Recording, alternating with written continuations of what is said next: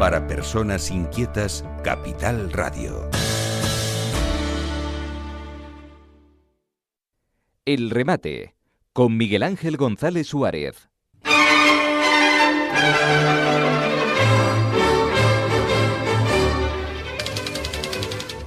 Bueno, seguimos aquí en la 10 Capital Radio y ya tenemos con nosotros en el estudio número 2 a Abel Román. Buenos días. Hola, muy buenos días, fríos y lluviosos a todos los vecinos de Canarias, que tienen su parte positiva, porque está limpiando la atmósfera, está rehidratando todo el terreno y llenando las reservas de agua, con lo cual el tema de la urgencia... Bueno, y después tiene una parte negativa. Bueno, todos tienen su parte negativa, pero yo negativa que van a crecer un montón de plantas y que tienen flores, y esas flores tienen polen. Y ya sabes que para los alérgicos se espera una primavera complicada. Y segunda cuestión, que todo eso que está creciendo, porque la mitad de los terrenos están sin cultivar, se va a secar y va a estar todo preparadito como combustible para el verano, ¿no? Por eso tiene su pro y su contra. Por eso tiene un momento dulce, y es que los cabreros estarán felices. Los cabreros. Porque no tendrán... Pero si no hay cabreros... bueno, pero los pocos que quedan,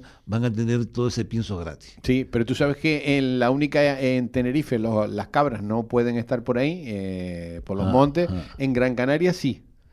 Es una cosa curiosa también. El otro día estuve mirando un artículo de un cabrero que había abandonado el tema del ganado porque le habían amargado de la vida entre los funcionarios del cabildo y la gente del pueblo, que no quería que las cabras pasearan por los alrededores del pueblo. O sea, es realmente algo penoso lo que está pasando y cómo están asfixiando a la ganadería canaria los funcionarios del gobierno.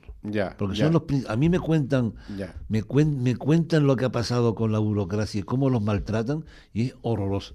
Y yo lo sé, pero como yo estuve defendiendo el tema de las cabras silvestradas en Anaga y cómo había que sacarlas de allí de una manera civilizada, estuve en contacto con muchos cabreros y me contaron todos sus problemas. Que un día los voy a traer aquí. Venga, un día hablamos de los cabreros de Anaga. Venga, vamos a ver una cosa. Vamos con el tema. Estamos ahora... nos va a caer la espada de Damocles de la subida del petróleo. Bueno, nos va a caer, no, ya nos cayó. Te lo digo porque yo eché gasolina el domingo pasado, y a mí ya me cayó con un 25% de subida, en la 95, o sea que ya cayó. Bueno, pues entonces vamos a ver un comentario sobre expertos en el tema del petróleo que nos dicen lo siguiente: las petroleras españolas nos están engañando. España tiene millones de litros de gasolina en stock comprado antes de que estallara el conflicto bélico. La Corporación de Reservas Estratégicas obliga a mantener un mínimo de 92 días de consumo en reserva. O sea, que tenemos 3 meses antes de esta subida para que nos vendan el petróleo al precio antiguo. Y no lo están haciendo. No lo están haciendo desde el primer día. Bueno, entonces la pregunta es muy simple. ¿Por qué estamos pagando la gasolina a precio de guerra? Solo el 5% de la gasolina que llega, otra cosa importante, solo el 5% de la gasolina que llega a España viene del estrecho de Hormuz. Así que, ¿a qué vienen estos precios? Nos están robando y ni siquiera se esconden al hacerlo. Esto es una especulación pura. Mientras millones de españoles somos cada vez más pobres, ciertas personas se están forrando a nuestra costa, frotándose las manos y riéndose en nuestra cara. ¿Y el gobierno dónde está? ¿Quién nos protege? ¿Quién da alguna explicación? Ya basta de abuso. Este país tiene derecho. Y una cosa importante, ¿por qué el gobierno está calladito a la boca? Porque esta subida le supone un ingreso adicional de 2.000 millones de euros. Toma ya. Esto para que vean ustedes. Y además, ya está preparando el escudo social. El escudo social lo tienen a mano, es decir, que no nos engañen. El escudo social se llama no engañar a los ciudadanos. Ese es el mejor escudo social. Ellos lo saben, pero se están aprovechando de la situación. Y después, fíjate tú, lo que tú me estás contando ahora supone para el gobierno que por cada depósito lleno que tú le metes a tu coche, ellos están aumentando un 3,20 € a los ciudadanos. Sin razón y sin necesidad.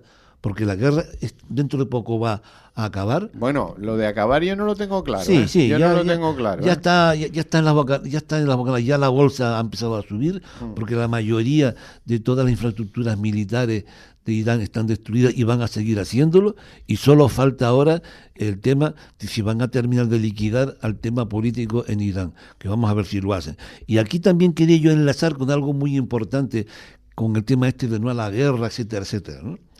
Aquí hay que hacerse la siguiente pregunta. ¿Los derechos humanos están por encima del derecho internacional?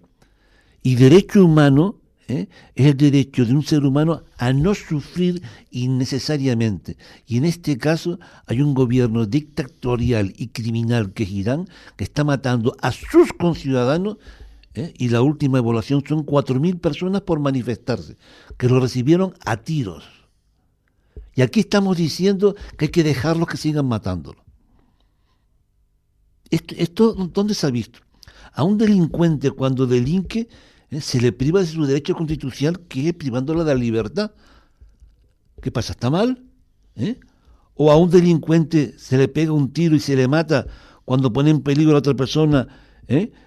No se puede hacer. Por ejemplo, el tipo este de Arona, que con un machete mató a su hijo y a su mujer y le quería partir la cabeza a un guardia civil, no hizo falta un juicio para pegarle un tiro. El guardia civil se tuvo que defender pegándole un tiro. Ahí no hubo ni juicio ni detención. A veces hay que actuar de una manera urgente e inmediata. Y todo el tema este del derecho internacional se ha ido a freír a espárragos, porque la ONU se ha metido de estados dictatoriales gobernados por narcotraficantes, que todo lo que vaya en contra de ellos lo censuran. Entonces hay que cambiar de modo. No se puede permitir que un país, por el hecho de que tienen que respetar el derecho internacional, lo tienen que dejar tranquilo. Y sobre todo Irán, que ha estado financiando para protegerse las espaldas a todos los movimientos de izquierda de todo el mundo, incluido España. Hasta Pablo Iglesias lo ha dicho. No, cuando le preguntan por televisión, ¿no cree usted que es una contradicción que usted se deje financiar por Irán? Dice, a veces hay que tragar las contradicciones y queremos financiarlo.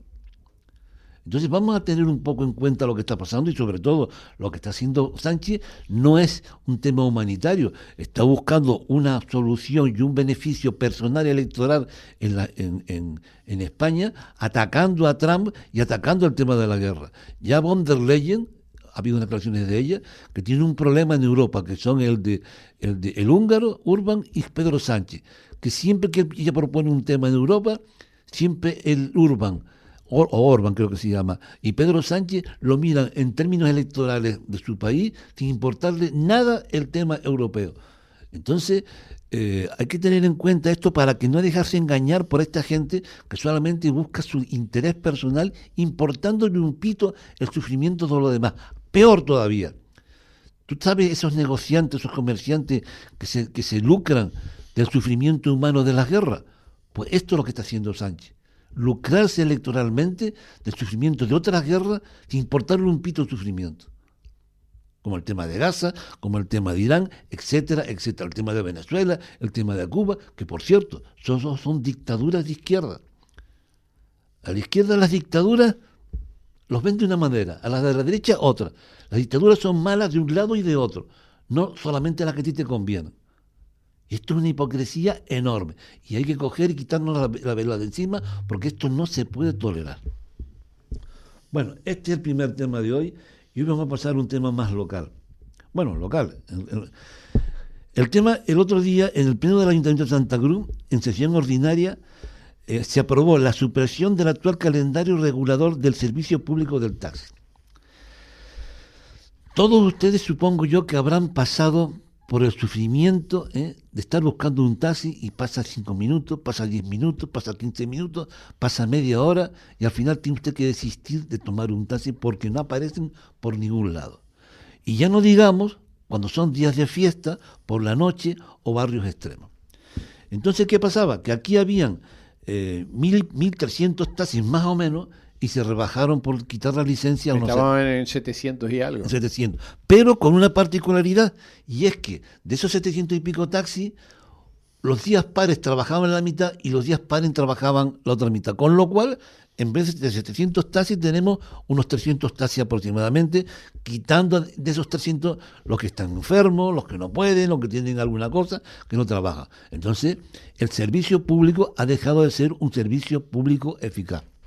Yo comprendo a los taxistas, que ellos, el otro día me decía uno, yo comentándolo esto, que me miraba con mala cara, y dice, oiga, yo estoy aquí de las 6 de la mañana, son las 10 de la mañana y solo he hecho 20 euros. Digo, sí, yo lo entiendo perfectamente, como la persona que abre su negocio y llega a las 11 de la mañana y solo ha vendido 20 euros. Pero hay que compaginar que el servicio del taxi para los taxistas sea rentable, tenga un sueldo digno, pero también que hagan un servicio público eficaz. Lo que no pueden ustedes coger y tener ustedes beneficios a costa de que nuestro servicio que nosotros necesitamos sea deficiente. Tenemos que buscar una fórmula en que ambas partes salgamos beneficiadas, no solo una parte y la otra que se fastidia. Entonces, el ayuntamiento con buen criterio ha quitado el tema de que se trabaje los días pares e impares y ahora todo el mundo puede trabajar. Porque había un taxista que le tocaba el día de no trabajo y también me encontraba yo con taxistas que decían, mira, yo quiero trabajar todos los días, pero no me dejan. Otros que estaban encantados porque trabajando a la mitad del mes ganaban lo mismo que trabajando todos los días del mes en la situación anterior. Entonces, claro, aquí hay que compaginar las dos cosas. Y menos mal que tenemos a un alcalde que por lo menos también se fija, aparte de todas las presiones de los taxistas, también se fijan que los ciudadanos también tenemos nuestros derechos. Y esto hay que tenerlo en cuenta. Siempre, a mí me acuerdo que a mí me decía mi padre que un negocio es un buen negocio cuando ambas partes salgan beneficiadas, no solamente una parte. Y aquí el señor Bermúdez, por lo menos, ha cogido nota del desencanto y el desagrado de los ciudadanos y sobre todo en los días de fiesta, en Navidad y tal, olvídate. Yo me acuerdo que en Nochebuena un hijo mío nos quedamos todos en la casa de un familiar y un hijo mío dijo, yo cojo un taxi y nos tuvo que llamar a la media hora y digo, mira, venid a buscarme porque aquí no pasó un taxi, ya llevo media hora. Entonces tuvimos que sacar un coche de un garaje y irlo a buscar y llevarlo a casa porque era imposible. Entonces, y después los barrios periféricos igual. Entonces, las cosas hay que hacerlas con criterios, como el tema del carril del bici. Todos estamos de acuerdo en que un carril bici es necesario porque hay gente que es un medio desde el punto de vista de deporte, etcétera, etcétera. Pero hay que hacerlo de una forma en lo que no fastidie a los demás ciudadanos. Ahí tienen ustedes un lugar plano, que por cierto es donde yo me iba en bicicleta con mi hijo, que es la avenida de Naga, desde el auditorio hasta las Teresitas, en lo cual había que acondicionarlo, y por ahí no se molesta a nadie. Y es un tema plano. En Santa Cruz, como no tengas una bicicleta eléctrica, las empinadas te impiden hacerlo bien. Y tampoco sin molestar. Entonces hay que buscar que tú tengas una actividad, pero no molestes a los demás. Yo creo que es un tema lógico y es un tema de sentido común y de sensatez. Bien. Pasamos a otro tema importante. El tema de las meadas en carnaval. Yo dejé pasar un poco esto para que la gente se le pasara la calentura, porque los vecinos me tienen loco protestando porque es insoportable y es una hediondez en carnaval y los días a continuación del carnaval de estar respirando orines en Santa Cruz. Les voy a poner lo siguiente, el ayuntamiento siempre es muy estricto con las normativas del ayuntamiento para que los ciudadanos no lo cumplamos, ¿no? Por ejemplo, ha cogido, y para colmo de lo que vamos a decir, está presumiendo de que si en el 2025 había multado había puesto 29 multas, en el 2026 había aumentado un 1.350 las multas. Ahora bien, ¿qué ha hecho el ayuntamiento para que los vecinos no queden otro remedio que orinar en la calle en carnavales? Pues mire usted, hay una ley que pone, la ley 7/2011 de actividades clasificadas y espectáculos públicos de Canarias y el decreto 86/2013, en el cual pone que para eventos en el exterior y espacios abiertos, la dotación mínima obligatoria para poner aseo en la vía pública. Y pone lo siguiente, dotación mínima de aseo. hasta 100 personas de aforo, al menos 2 aseos, independientes para hombres y mujeres. De 101 a 250 personas se debe incrementar un aseo más. Por cada 250 personas adicionales o fracción se debe sumar un aseo extra. ¿Qué significa esto? Que si han habido, según ha presumido el ayuntamiento, de 400.000 personas, el mínimo de aseo que tenía que poner el ayuntamiento por una norma legal que existe... Pero eso será para recintos cerrados. No. Es para todo, para todo. 400.000 personas, ¿qué recinto? Ninguno. Entonces, tenía que haber puesto 2.000 aseos. ¿Y sabes tú cuánto pusieron? ¿Cuánto? 275. Cuando hay carnavales, cuando nosotros hemos protestado con el tema que lo han subido a 400 y pico para evitar las protestas. Yo no digo que pongan 2.000 aseos, pero como mínimo 1.000 a una superficie de tal categoría, 1.000. Y después, encima, que se dejen de estar multando a la gente que orina en la calle. Yo sé que no se debe orinar en la calle, pero dime tú, una persona que tenga de orinar y se encuentre en medio de una muchedumbre de 400.000 personas y tenga que avanzar 500 metros para encontrar un baño. No hay baño.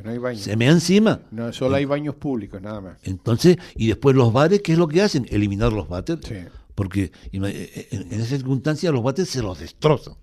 Entonces, eso es otra cuestión. Dice, bueno, me meto en un bar, pero no, porque los bares lo que hacen es poner una barra delante de la entrada del bar y ahí no se puede entrar nadie.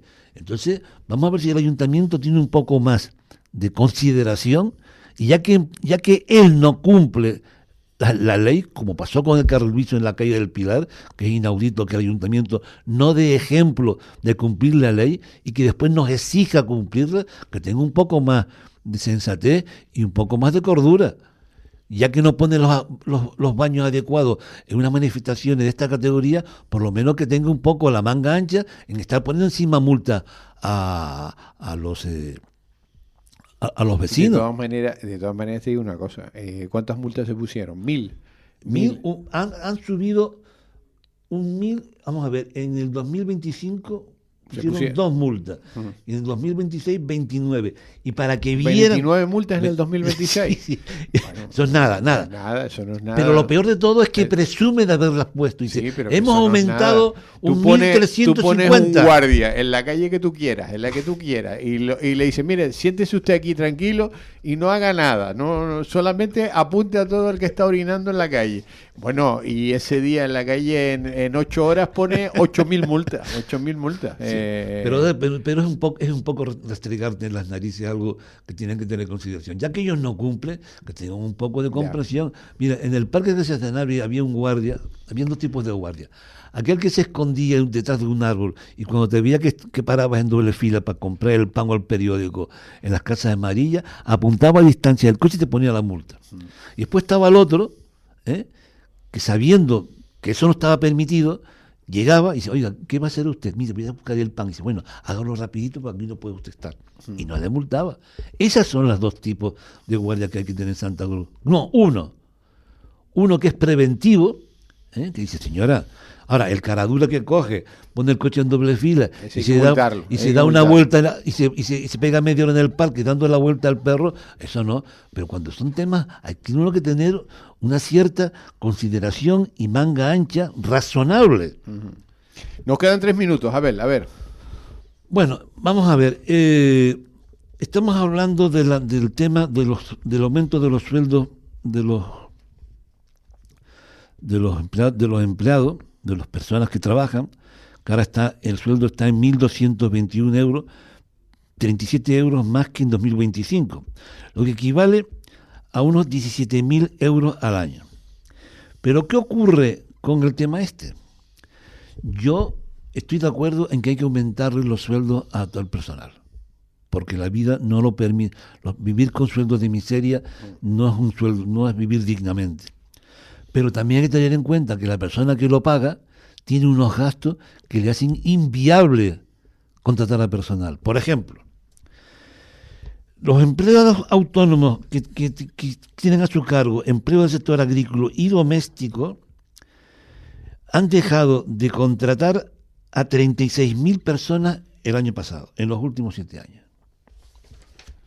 La caída del empleo en agricultura y entre las empleadas de hogar también resulta significativa. Durante todos estos años de subida del sueldo medio, en el caso del campo, hay 127.000 afiliados menos. Y las empleadas de hogar, 62.784 empleados menos. ¿Por qué? Porque al empresario que contrata, que aquí está el tema que había que arreglar, le supone que, por ejemplo, para contratar a una persona, a un empresario le cuesta 22.598 euros al año. Y el trabajador, ¿sabes tú cuánto recibe? 16.000 euros. Entonces, aquí está el quid de la cuestión. Si tú obligas a una persona a que suba el sueldo, y eso le supone que el trabajador, el empresario, tiene que pagar 22.000 euros al Estado y 16.000 al empleador, eso no lo soporta nadie. Entonces se están dejando de contratar a empleados tanto del campo como de hogar por esta razón.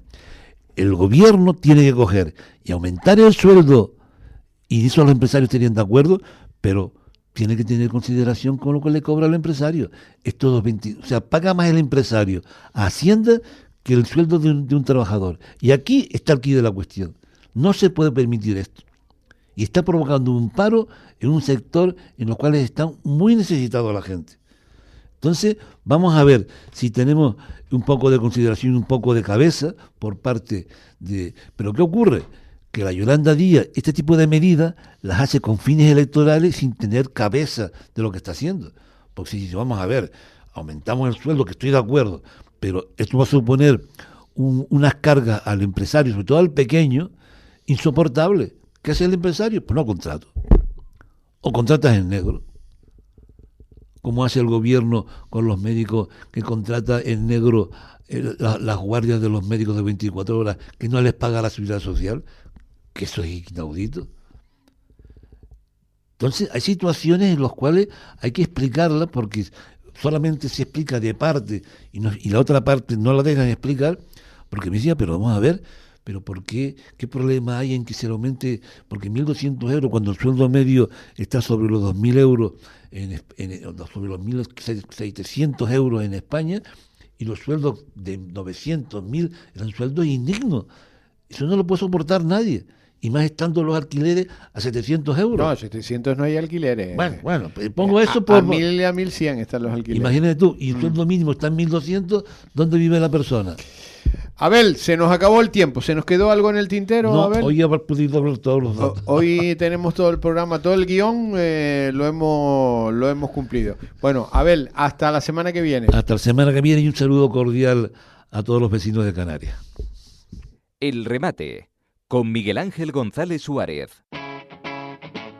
Capital Radio.